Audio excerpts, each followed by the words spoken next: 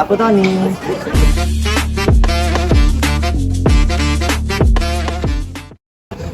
Halo, aku Ayu.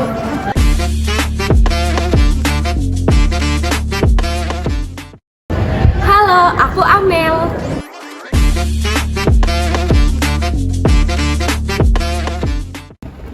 Halo, aku Anita.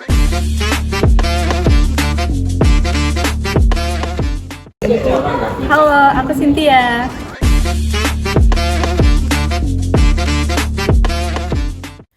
Dinamika Pancasila pada era awal kemerdekaan, Orde Baru, Orde Lama, dan era Reformasi. Pancasila merupakan ideologi bangsa Indonesia yang merangkap menjadi dasar negara sekaligus sebagai pandangan hidup bagi seluruh rakyat Indonesia. Pancasila memiliki peran yang sangat penting untuk mengarahkan kehidupan berbangsa dan bernegara. Istilah Pancasila berasal dari dua kata bahasa Sanskerta, yaitu kata panca yang berarti lima dan sila yang berarti prinsip, asas, atau dasar. Jadi, secara harfiah, Pancasila berarti 5 prinsip atau 5 dasar yang mencerminkan nilai-nilai fundamental dalam kehidupan bermasyarakat di Indonesia. Pancasila sebagai ideologi bangsa tidak hanya berfungsi sebagai dasar negara, tetapi juga sebagai pandangan hidup yang mencerminkan nilai-nilai luhur bangsa Indonesia. Nilai-nilai ini bersumber pada kearifan lokal dan pengalaman sejarah dalam perjuangan untuk mencapai kemerdekaan. Dalam perkembangan zaman, Pancasila tetap relevan sebagai pedoman sekaligus landasan hukum dan politik dalam menghadapi tantangan. Oleh karena itu, Pancasila menjadi fondasi kokoh dalam mewujudkan cita-cita nasional, yaitu menjadi bangsa yang adil dan makmur. Pancasila sebagai dasar negara dan ideologi bangsa Indonesia yang memiliki peran sangat penting dalam membangun identitas dan keutuhan nasional.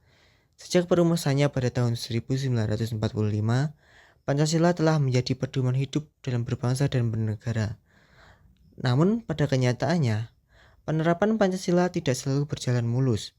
Pancasila mengalami dinamika yang signifikan di berbagai periode sejarah Indonesia. Pada setiap era pemerintahan, terdapat tantangan tersendiri terhadap implementasi dan interpretasi Pancasila.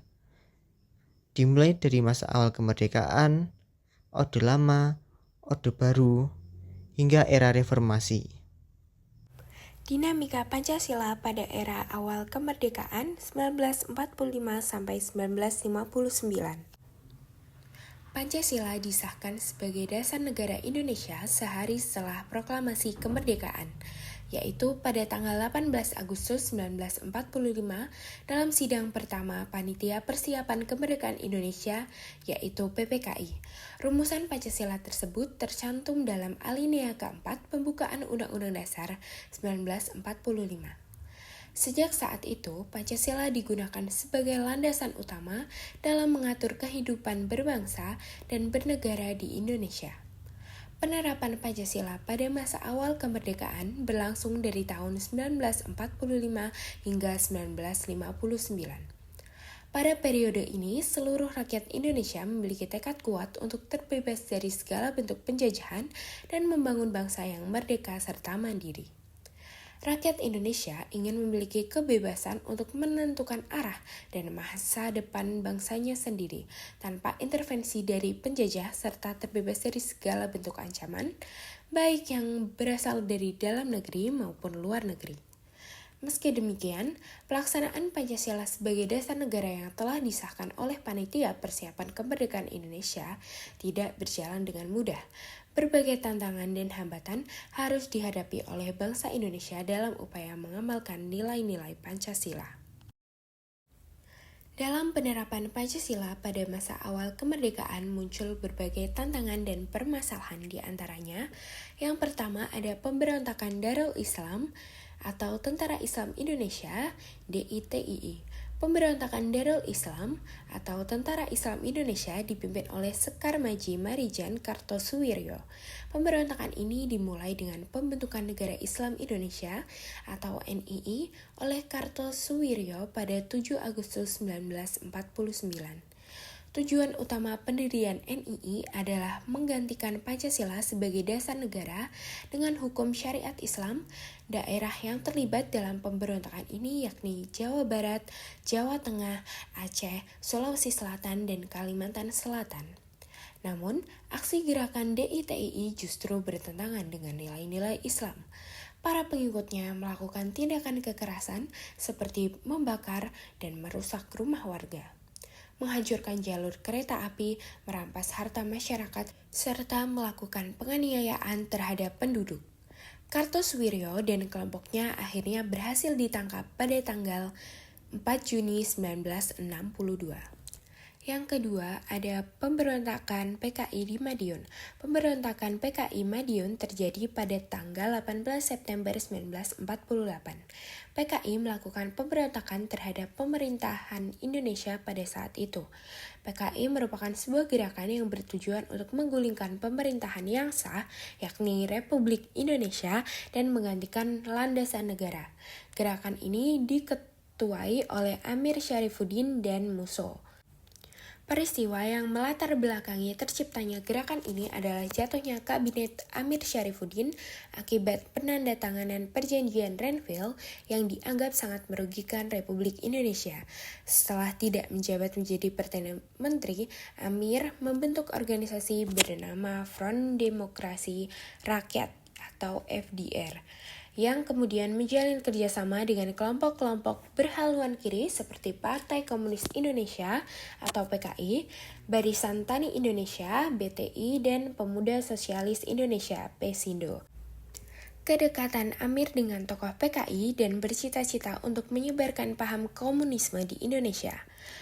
Amir Syarifuddin menyebarkan propaganda yang menyuarakan kekecewaan terhadap Perdana Menteri penggantinya, yakni Kabinet Hatta, terutama karena kebijakan yang mengembalikan sekitar 100.000 tentara ke kehidupan sipil sebagai penghematan anggaran. Namun, upaya pemberontakan yang dilakukan oleh Partai Komunis Indonesia berhasil digagalkan oleh pemerintah Republik Indonesia di bawah kepemimpinan Presiden Soekarno. Musso yang merupakan tokoh utama gerakan tersebut tewas dalam baku tembak, sementara sejumlah tokoh penting lainnya berhasil diamankan oleh aparat pemerintah. Yang ketiga, ada pemberontakan Republik Maluku Selatan atau RMS. Pemberontakan Republik Maluku Selatan yang dipimpin oleh Christian Robert Stephen Sumokil merupakan upaya untuk memisahkan diri dari Negara Indonesia Timur atau NIT dan Republik Indonesia Serikat atau RIS dengan membentuk negara merdeka pada 25 April 1950. Wilayah utama yang diklaim sebagai bagian RMS mencakup Pulau Seram, Ambon, dan Buru. Penanganan militer terhadap pemberontakan di Ambon dilakukan oleh pemerintah Indonesia pada November 1950. Namun, perlawanan di Pulau Seram masih berlangsung hingga Desember 1963. Setelah kekalahan di Ambon, pemerintah RMS mengungsi ke Seram dan pada tahun 1966 mereka membentuk pemerintahan dalam pengasingan di Belanda. Yang keempat, ada pemberontakan Angkatan Perang Ratu Adil atau APRA. Pemberontakan Angkatan Perang Ratu Adil terjadi pada 23 Januari 1950 dengan melakukan serangan terhadap kota Bansung dan berhasil menduduki markas staf Divisi Siliwangi. Tujuan utama gerakan ini adalah mempertahankan bentuk negara federal di Indonesia serta mendukung keberadaan angkatan bersenjata terdiri bagi masing-masing negara bagian dan Republik Indonesia Serikat atau RIS. Upaya pemberontakan ini berhasil digagalkan oleh Perdana Menteri RIS saat itu, Muhammad Hatta, melalui jalur diplomasi dengan Komisi Tinggi Belanda yang menghasilkan kesepakatan untuk mempercepat pembubaran RIS dan mengembalikan bentuk pemerintahan ke Negara Kesatuan Republik Indonesia pada 17 Agustus 1950. APRA sendiri dibentuk oleh Kapten Colonel Raymond Westerling pada 15 Januari 1949. Westerling menganggap dirinya sebagai sosok ratu adil yang diramalkan akan membebaskan Indonesia dari penindasan. Yang kelima, ada Pemerintahan Revolusioner Republik Indonesia atau PRRI atau Permesta. Pemberontakan yang dikenal dengan nama PRRI berlangsung antara tahun 1957 hingga 1958. Gerakan ini muncul sebagai bentuk kritik terhadap pemerintahan pusat di bawah kepemimpinan Presiden Soekarno yang dinilai menyimpang dari konstitusi, menerapkan sistem pemerintahan yang terlalu sentralistis, serta kurang memperhatikan pemerataan pembangunan di wilayah-wilayah luar Jawa. Pemerintah revolusioner Republik Indonesia di Sumatera dipimpin oleh Syarifuddin Prawira Negara, sedangkan Gerakan Perjuangan Rakyat Semesta atau Parmesta di Sulawesi dikomandoi oleh Vence Sumual.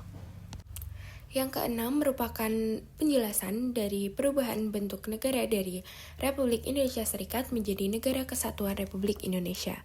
Pada masa awal kemerdekaan, bentuk negara Indonesia sempat berubah dari Republik Indonesia Serikat menjadi Negara Kesatuan Republik Indonesia.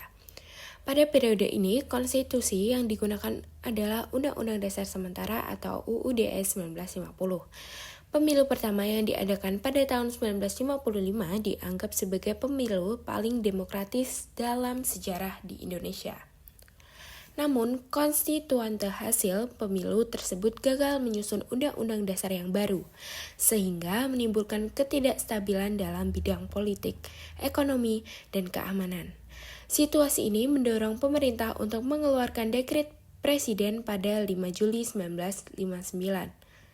Dekret tersebut yang dikenal sebagai Dekret 5 Juli 1959 berisi keputusan untuk membubarkan konstituante, memberlakukan kembali Undang-Undang Dasar 1945, serta mencabut keberlakuan UUD 1950. Selain itu, pemerintah juga menyatakan akan segera membentuk Majelis Permusyawaratan Rakyat Sementara atau MPRS dan Dewan Pertimbangan Agung Sementara atau DPAS.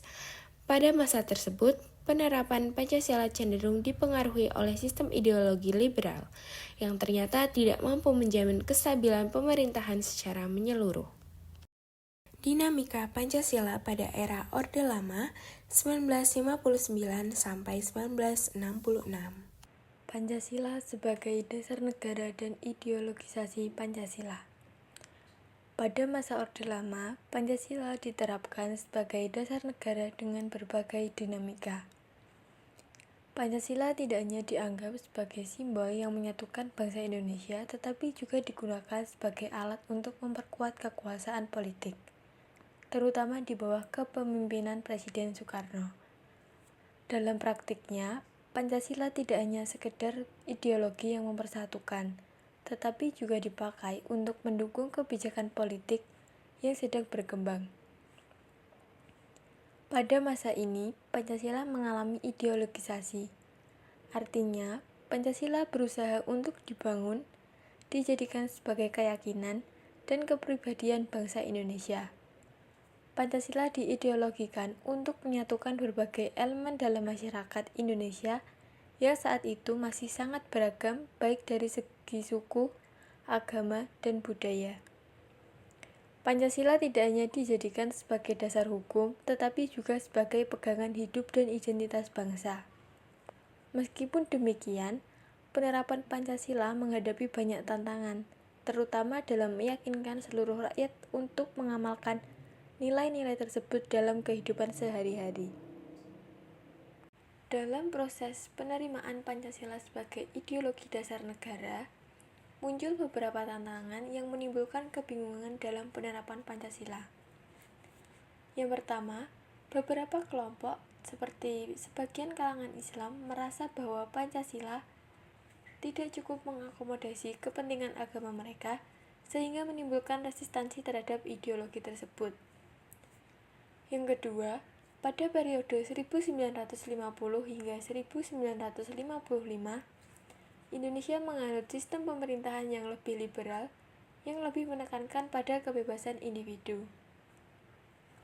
Dalam konteks ini, Pancasila tetap menjadi dasar negara, tetapi penerapannya lebih berorientasi pada sistem demokrasi yang mengutamakan kebebasan suara.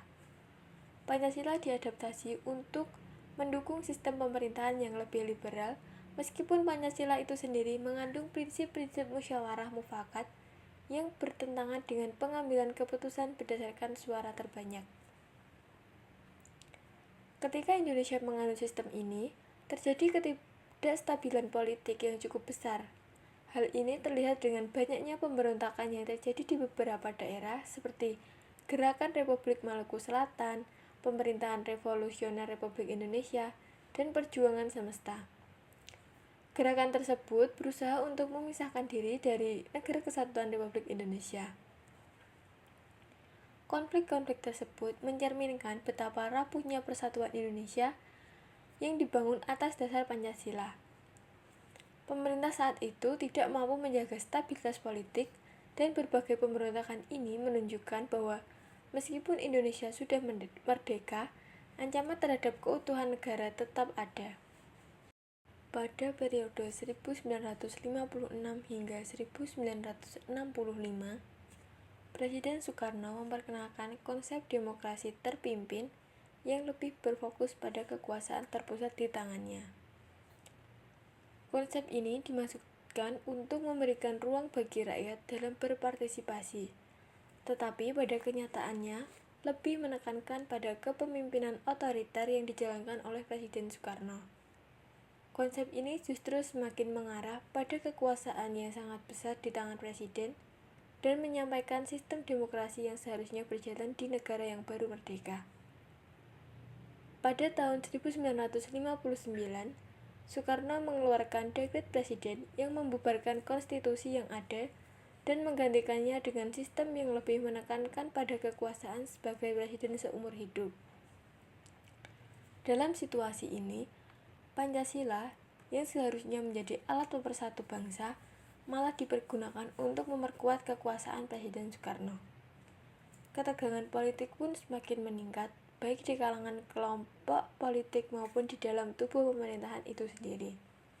Pada saat yang sama, di dalam masyarakat muncul banyak gerakan yang menginginkan perubahan besar dan ketidakpuasan terhadap pemerintahan Soekarno semakin berkembang. Pada masa Orde Lama, penerapan Pancasila mengalami penyalahgunaan, di mana Pancasila justru dimanfaatkan untuk mengukuhkan kedudukan dan menekan oposisi. Selain itu, muncul pula ketidaksesuaian antara prinsip-prinsip Pancasila dengan berbagai kebijakan yang dikeluarkan oleh pemerintah. Ketegangan ini menciptakan polarisasi yang tajam di masyarakat dan pada akhirnya menyebabkan krisis yang melibatkan berbagai kekuatan politik. Selain terjadi penyalahgunaan, pada masa Orde Lama juga terdapat beberapa ketegangan ideologis yang cukup signifikan antara pemerintah Soekarno dan kelompok Islam. Salah satu penyebab utama dari ketegangan ini adalah penghapusan 7 kata dalam Piagam Jakarta yang berhubungan dengan kewajiban menjalankan syariat Islam. Penghapusan ini menimbulkan kekecewaan yang mendalam di kalangan umat Islam yang merasa bahwa nilai-nilai agama mereka diabaikan oleh pemerintah. Oleh karena itu, Presiden Soekarno menggunakan Pancasila sebagai alat ideologis untuk menanggulangi tuntutan tersebut. Ia berpendapat bahwa Pancasila dapat menjadi jalan tengah yang dapat menjaga persatuan Indonesia tanpa harus mengutamakan satu agama tertentu. Puncak dari ketidakstabilan politik pada masa Orde Lama terjadi pada tahun 1965 dengan terjadinya gerakan 30 September atau G30 SPKI. Gerakan ini dipimpin oleh PKI yang berusaha untuk mengubah struktur kekuasaan di Indonesia. Ketegangan ideologis yang semakin meningkat antara kelompok militer, Presiden Soekarno, kelompok Islam, dan PKI menciptakan situasi yang sangat tidak stabil. Pada akhirnya, gerakan ini menyebabkan pembunuhan beberapa jenderal militer dan menambah ketegangan sosial yang sudah ada. Gerakan G30 SPKI ini menjadi puncak dari ketidakstabilan politik dan menandai awal keruntuhan pemerintahan Orde Lama. Runtuhnya Orde Lama dan perubahan era. Setelah peristiwa G30 SPKI, Presiden Soekarno kehilangan kekuasaannya dan digantikan oleh Presiden Soeharto yang memimpin Indonesia pada masa Orde Baru. Meskipun Pancasila tetap menjadi dasar negara, penerapannya berubah secara signifikan sesuai dengan kebijakan pemerintah yang lebih stabil dan terpusat di bawah Soeharto. Runtuhnya Orde Lama menandai berakhirnya eksperimen ideologis selama periode tersebut dengan Pancasila yang tetap menjadi dasar negara meskipun penerapannya tidak mampu menciptakan stabilitas politik dan sosial sesuai yang diharapkan. Dinamika Pancasila pada era Orde Baru. Yang pertama adalah latar belakang politik sebelum Orde Baru.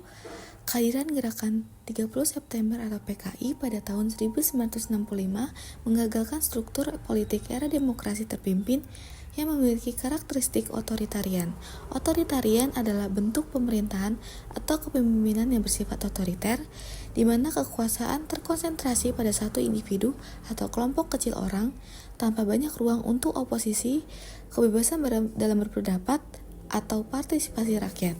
Peristiwa ini memicu persaingan antara tiga kekuatan politik yaitu Soekarno, Angkatan Darat, dan PKI dalam dinamika politik yang ditandai dengan dominasi militer. Persaingan antara Soekarno, militer, dan PKI mencapai puncaknya pada September 1965 dengan kegagalan kudeta PKI yang dikenal sebagai G30 SPKI. Akibatnya, kekuasaan Soekarno dan PKI mengalami penurunan yang tajam. Penurunan kekuasaan ini terjadi karena sikap otoriter Soekarno yang membuat banyak pihak menunggu waktu yang tepat untuk menentang secara terbuka tanpa takut dipenjara. Di sisi lain, sejak 1963, setelah undang-undang dicabut oleh Soekarno, PKI tidak lagi memilih jalur damai dalam berpolitik. Sebagai respons, Soekarno mengeluarkan perintah 11 Maret atau Supersmar pada tahun 1966 yang ditujukan kepada Soeharto. Dominasi militer dalam pemerintahan. Yang pertama, Angkatan Darat menjadi kekuasaan utama politik. Yang kedua, ABRI masuk dalam MPR sebagai golongan karya. Yang ketiga, didasarkan pada Undang-Undang 1945. Awal pemerintahan Orde Baru tujuannya ingin mengoreksi penyimpangan politik Orde Lama. Yang kedua, awalnya demokrasi terbuka tetapi bersifat sementara. Yang ketiga, kembali ke sistem otoritas setelah format politik baru terbentuk. Penguatan kekuasaan lewat legislasi. Yang pertama, UU nomor 15 dan 16 tahun 1969, Presiden bisa menunjuk anggota MPR atau DPR. Yang kedua, pemilu tahun 1971, Golkar menang sebesar 62,8%. Yang ketiga, eksekutif jadi dominan dalam sistem pemerintahan. Rezim Orde Baru yang dipimpin oleh Presiden Soeharto bertekad untuk mengimplementasikan Pancasila dan Undang-Undang 1945 secara murni dan konsisten sebagai respon terhadap Orde Lama yang dianggap menyimpang dari nilai-nilai Pancasila melalui program P4, pedoman penghayatan dan pengamalan Pancasila. Pemerintah Orde Baru berhasil mempertahankan Pancasila sebagai dasar dan ideologi negara serta berhasil memberantas komunisme di Indonesia. Namun, pelaksanaannya dan penerapannya ternyata sangat mengecewakan. Beberapa tahun setelahnya, kebijakan yang dikeluarkan ternyata tidak mencerminkan jiwa Pancasila. Pancasila digunakan sebagai alat untuk indoktrinasi. Presiden Soeharto memanfaatkan Pancasila untuk memperkuat kekuasaannya. Ada beberapa cara yang digunakan untuk tujuan tersebut.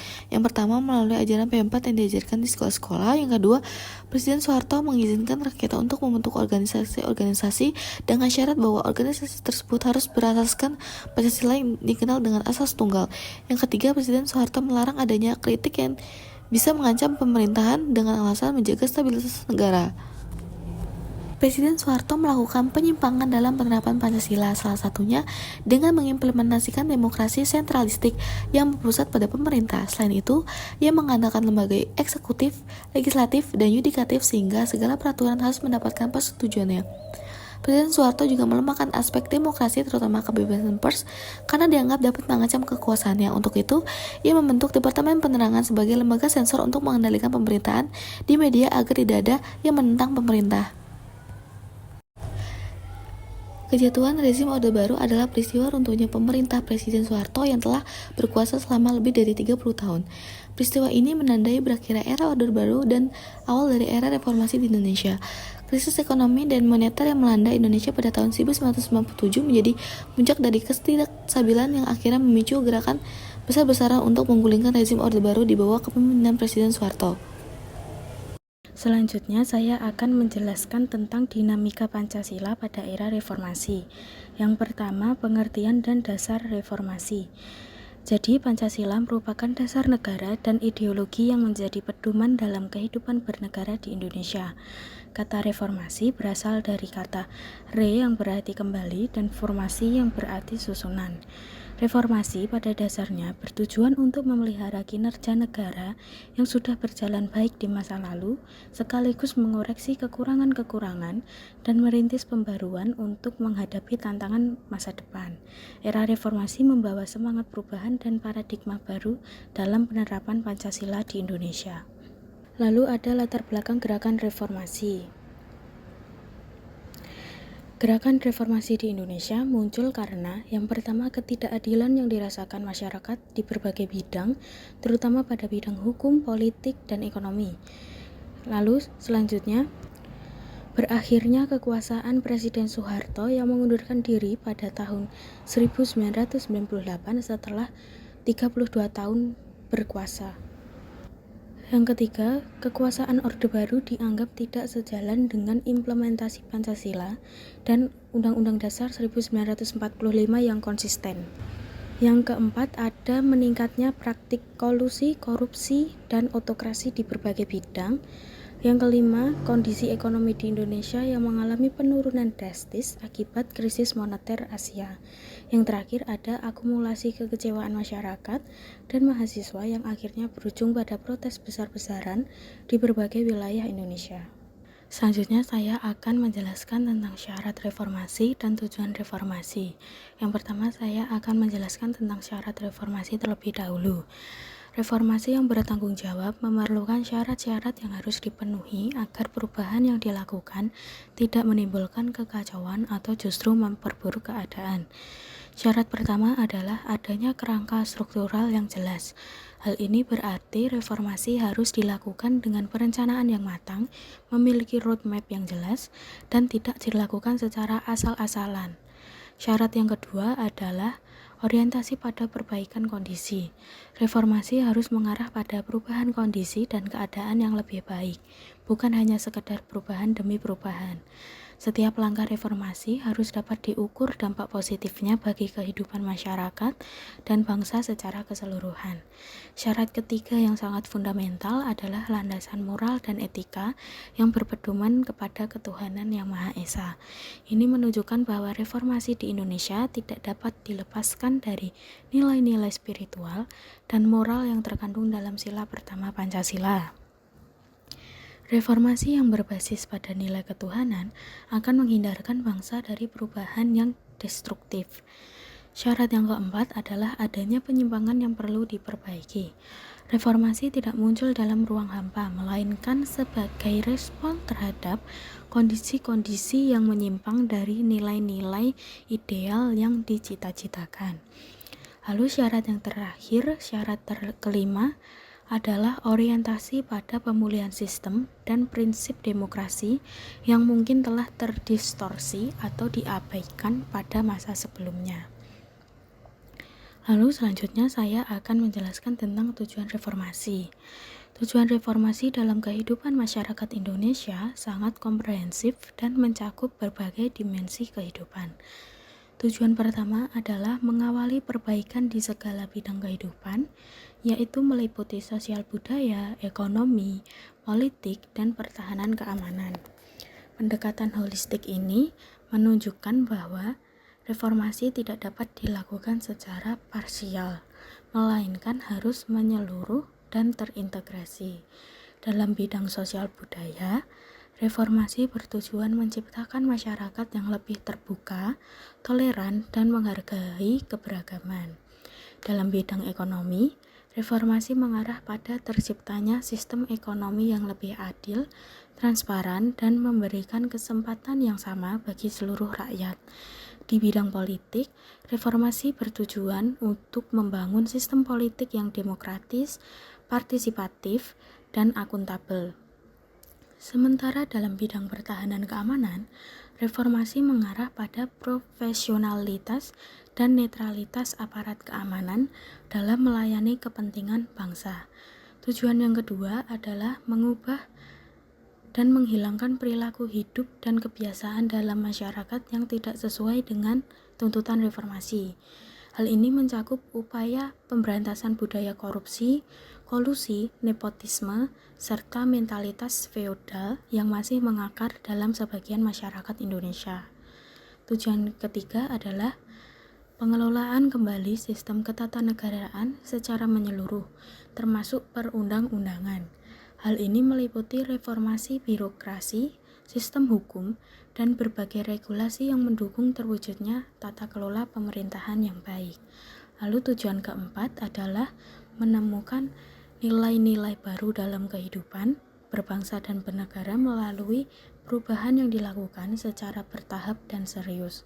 Nilai-nilai baru ini bukan berarti mengganti Pancasila, melainkan menemukan interpretasi dan aplikasi Pancasila yang lebih sesuai dengan tantangan zaman modern.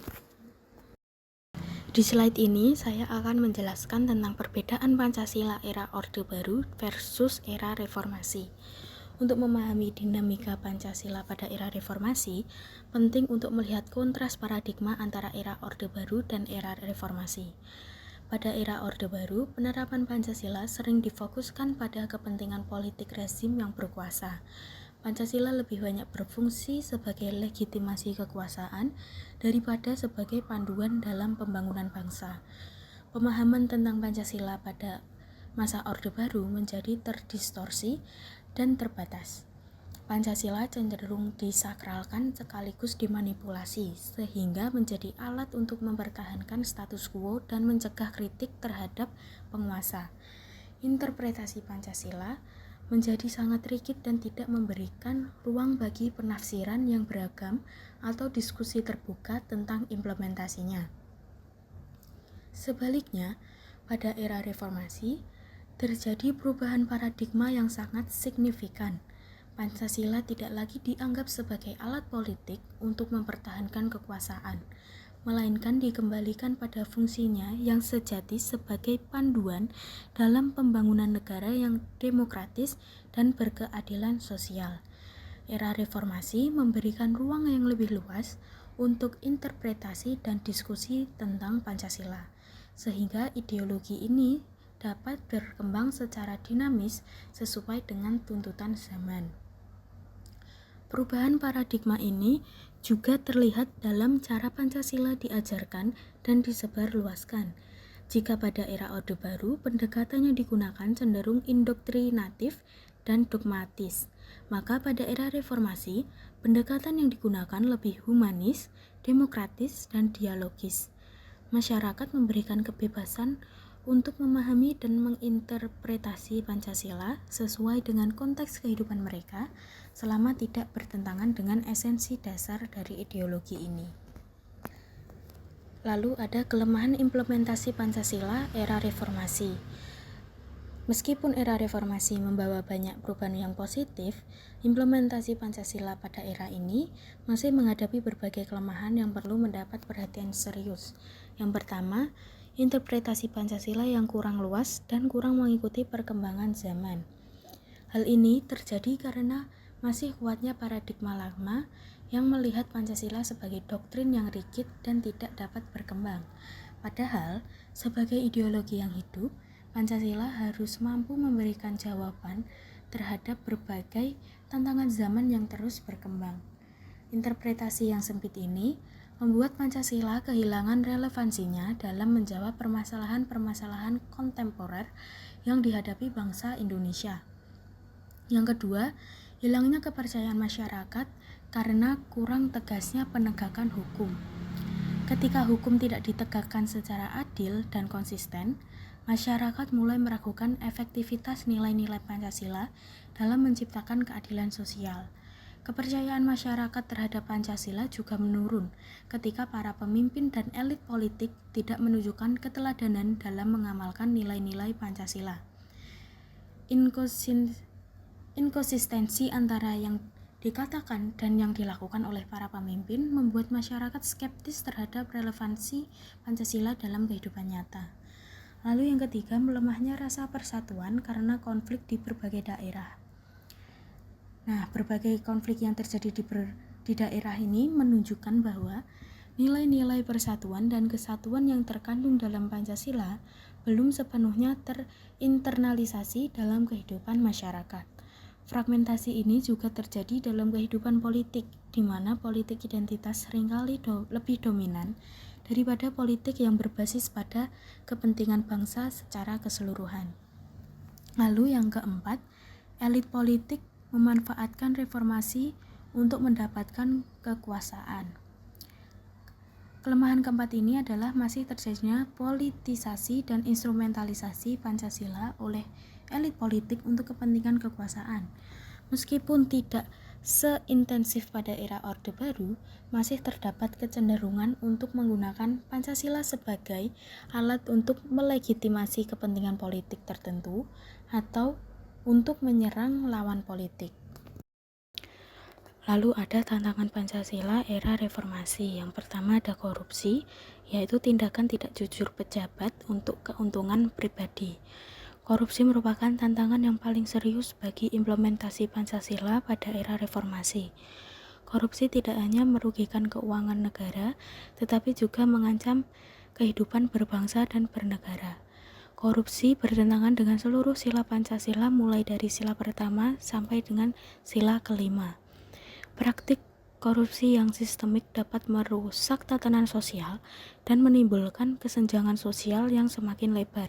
Hal ini bertentangan dengan cita-cita Pancasila untuk menciptakan masyarakat yang adil dan makmur. Lalu yang kedua ada kolusi, yaitu kerjasama melawan hukum yang merugikan negara. Kolusi atau kerjasama ilegal antara penyelenggara negara dengan pihak-pihak tertentu untuk kepentingan pribadi atau kelompok merupakan tantangan serius lainnya. Kolusi merusak sistem merit dan menciptakan ketidakadilan dalam berbagai aspek kehidupan, mulai dari pemberian kontrak pemerintah hingga pengangkatan dalam jabatan publik.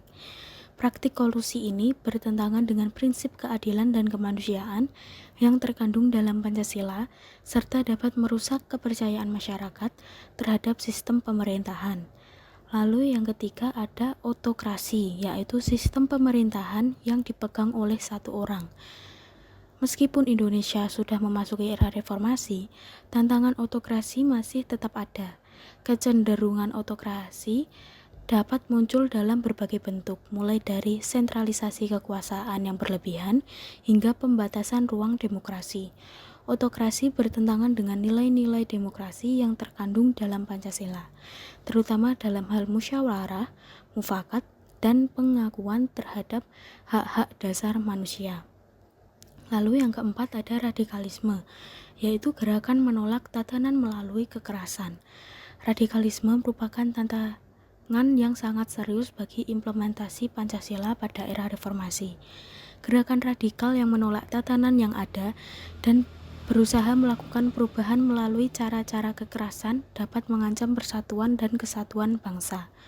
Radikalisme dapat muncul dalam berbagai bentuk, mulai dari radikalisme agama, ideologi, hingga radikalisme politik. Tantangan ini memerlukan pendekatan yang komprehensif, tidak hanya melalui penegakan hukum, tetapi juga melalui pendidikan, dialog, dan pemberdayaan masyarakat. Radikalisme juga dapat memanfaatkan ketidakpuasan masyarakat terhadap berbagai kondisi sosial, ekonomi, dan politik untuk merekrut pengikut. Oleh karena itu, penanganan radikalisme harus dibarengkan dengan upaya mengatasi akar permasalahan yang menjadi sumber ketidakpuasan masyarakat. Lalu ada penerapan Pancasila dalam era reformasi. Pancasila pada era reformasi diterapkan dengan cara yang pertama, diajarkan di sekolah melalui pendekatan yang lebih humanis dan demokratis, tidak lagi dengan pendekatan indoktrinasi seperti pada masa Orde Baru. Yang kedua, memberikan ruang yang lebih luas bagi kebebasan berpendapat dan berekspresi, sehingga masyarakat dapat menyampaikan aspirasi dan kritik secara terbuka. Yang ketiga, menjadi alat pemersatu dalam penyelesaian konflik sosial, menjunjung tinggi persatuan dan kesatuan bangsa. Yang keempat, prinsip Pancasila yang mengedepankan kerjasama dan menghormati perbedaan menjadi penyeimbang untuk menjaga stabilitas sosial di tengah situasi politik yang kadang kurang stabil. Selanjutnya, implementasi Pancasila dalam sistem pemerintahan era reformasi. Yang pertama, meningkatnya partisipasi masyarakat dalam mengambil keputusan. Era reformasi menandai dimulainya era partisipasi masyarakat yang lebih luas dalam proses pengambilan keputusan. Mekanisme demokrasi seperti pemilihan umum menjadi lebih terbuka, transparan, dan kompetitif. Masyarakat tidak hanya berpartisipasi sebagai pemilih, tetapi juga dapat terlibat aktif dalam berbagai proses kebijakan melalui mekanisme konsultasi publik, hearing, dan berbagai forum partisipatif lainnya. Partisipasi ini juga meluas ke tingkat daerah melalui implementasi otonomi daerah. Lalu masyarakat daerah diberikan kewenangan yang lebih besar untuk mengatur dan mengurus rumah tangganya sendiri sesuai dengan kondisi dan kebutuhan lokal, tentu saja tetap dalam kerangka negara Kesatuan Republik Indonesia. Kedua, menetapkan sistem pemerintahan yang akuntabel dan transparan. Sistem pemerintahan pada era reformasi menekankan pada prinsip akuntabilitas dan transparansi.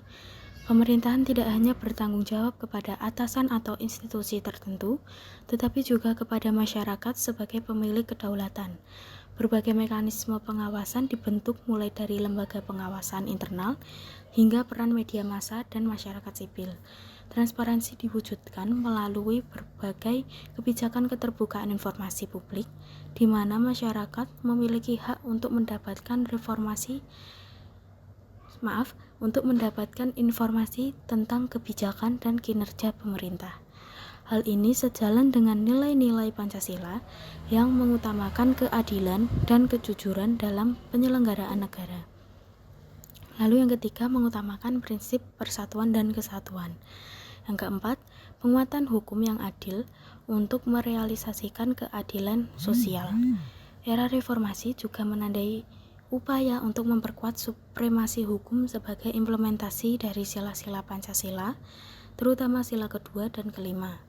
Berbagai lembaga penegak hukum direformasi untuk menjadi lebih independen dan profesional. Sistem peradilan diupayakan untuk menjadi lebih adil dan tidak diskriminatif. Penguatan supremasi hukum ini juga diwujudkan melalui berbagai upaya pemberantasan korupsi, kolusi, dan nepotisme.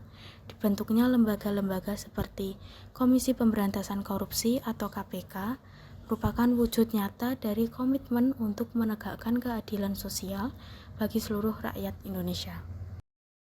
Berdasarkan pembahasan mengenai dinamika Pancasila dari era awal kemerdekaan hingga era reformasi, disarankan agar pemahaman dan pengamalan nilai-nilai Pancasila terus ditingkatkan, terutama di kalangan generasi muda. Pendidikan Pancasila perlu dikembangkan secara kontekstual dan relevan dalam kehidupan sehari-hari agar lebih mudah dipahami dan diterapkan. Pemerintah juga perlu menunjukkan keteladanan dalam menerapkan nilai-nilai Pancasila melalui kebijakan yang berpihak kepada keadilan, persatuan, dan kesejahteraan rakyat. Selain itu, masyarakat perlu lebih kritis dan waspada terhadap berbagai bentuk distorsi terhadap nilai-nilai Pancasila yang dapat mengancam persatuan dan integrasi bangsa. Dengan begitu, Pancasila dapat terus menjadi dasar yang kokoh dalam kehidupan berbangsa dan bernegara di tengah tantangan zaman.